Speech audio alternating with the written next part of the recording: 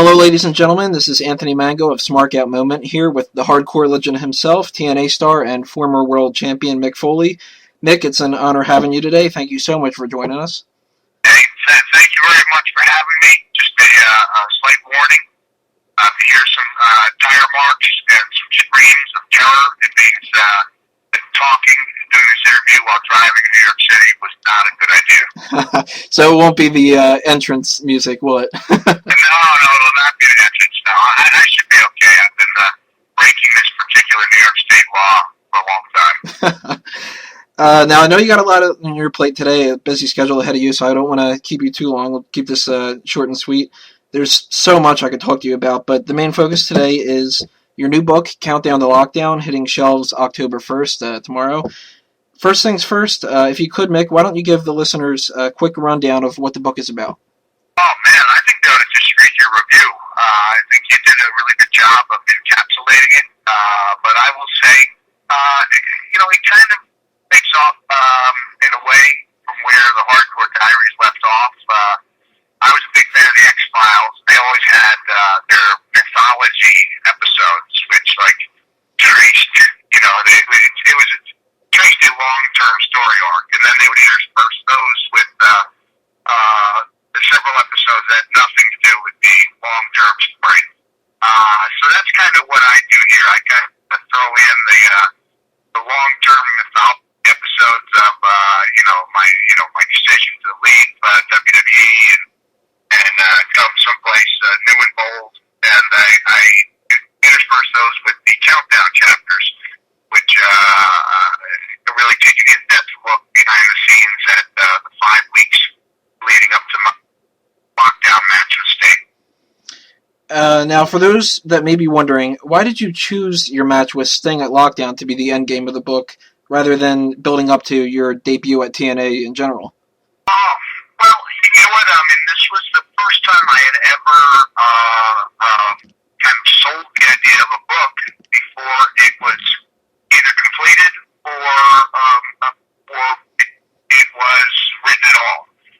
In the past, I had either turned in something that was completed or I had been asked about writing a book, which was the case with the Hardcore Diaries. In this case, I had one written in an outline and managed to convince the publisher that it would make a good wrestling book. So when we came to an agreement, I was like, okay, what do I write about? And realized that match with Sting coming up. And though I knew that it was going to be similar in structure to the Hardcore Diaries as far as taking a long-term,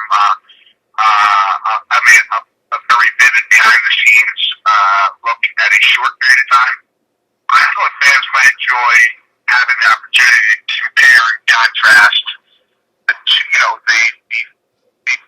two similar styles in completely different organizations. And I'm sure the snappy title didn't really hurt either, I'm assuming. Yeah. Now, your writing process is somewhat out of the norm. You mentioned that you wrote the majority of the memoir on the marble composition books rather than a computer. I'm sure that comes with a whole host of challenges. Can you tell us a little bit about that process? Yeah, well, that's the way I've done all of them, including the novels.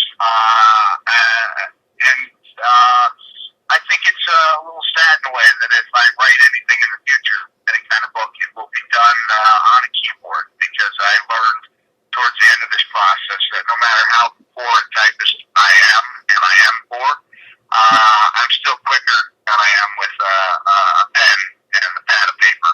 So the last 3 chapters I wrote for this book were actually an open letter, a substance problem, and the afterword, and they turned out to be 3 of my favorite chapters. And so before I'd always feared that I wouldn't have a connection with the keyboard like I do with a pen and paper, but I guess that's not the case, and I feel free to write on the keyboard next time around. Well, it certainly paid off in the end, one way or another. From one writer to another, I really have to commend you. You're talking about your favorite sections of the book. One section in particular, I consider definitely the crown jewel of the entire book, is the chapter dealing with Tori Amos. I completely agree with you. That was just above, I mean, not to put anything else down, but above the rest, it gave you a really different perspective of your uh, your career. We actually got to see how you get your mindset into everything, and I thought that it was a really great book. On top of everything, but that chapter just above all.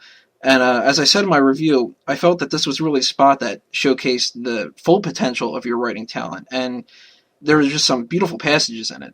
Well, thank you. I apologize. First of all, I'm going underneath the river right now, so so if I lose you, we'll have to pick up the conversation. Can you still hear me? Yeah, I can. Okay. Yeah, man, I appreciate you saying that. There have been a couple specific people who have not enjoyed the chapter, but I always knew it would be an easy target. Really, I mean, it's a very honest, very sensitive chapter, and it might not be for everybody, but I think that it will be for a lot of people, including wrestling fans, regardless of whether they're Tori Amos fans, because I think it's more about how music or art has the potential to inspire others, regardless of what form of art or music that is. This is a really important chapter because it was the first chapter I wrote. Without this meeting Tori Amos chapter, there would be no book. And in a way, for viewers who watched the interview with Ric Flair, they can maybe understand that the promo with Ric Flair did for me with wrestling what the chapter about Tori Amos did for me for writing. It reminded me of what it was that I really enjoyed about it in the first place. Did you catch that? Yeah, yes, it did. That actually brings up another point I wanted to touch base on. There's a lot of comedy in the book, and I mean, some passages are really a laugh riot, but there's also a lot of heart in it. And you said about how certain people, the chapter's not really for them. Wrestling fans aren't really known for being the most sentimental bunch out there.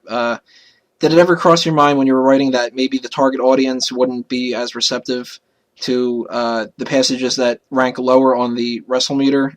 Because I mean, some fans are kind of. I mean, that's one of the reasons I included the WrestleMeter because I mean, it does bother me a little bit when wrestling fans complain that I don't actually write about, only about wrestling. I think if I was only interested in wrestling, that would be reflected, in kind of in a lack of enthusiasm for everything else. I am the sum of my parts, and a big part of that is, caring about others and caring about what goes on in the world outside wrestling. And it has, come to my attention over the years that there are a lot of people who enjoy my books who are not wrestling fans. And I wanted them also to have a way of weeding out chapters they might not like. So, in a best case scenario, people would read every chapter and enjoy them. But I know there are some parents out there who might really like certain chapters who might not enjoy the in-depth countdown chapters, and I'm sure there's some big fans who really like what I have to say about wrestling who might not necessarily want to know about how Tori Amos inspired certain matches. But I put them all out there and let people make their own decisions. And in the case of the Tori chapter, there was an article at Slate.com that is based on that chapter. It just came out yesterday, and the response I've gotten from readers, most of them were not even, familiar with me as anything more than maybe a name, has just been tremendous. So, you're right, understanding that you're not going to reach every person every time, but you hope that you can reach a lot of people some of the time. Right, and hopefully you get enough of the people that read the whole thing and make a judgment afterwards. And and at this stage of the game, fans should know what to expect, and it's good. I'm glad that you do a review where you talk about some of these other interests I have, and that way fans can take a look and they might say, I'm going to hold off for that Mick Foley chapter and wait for something that is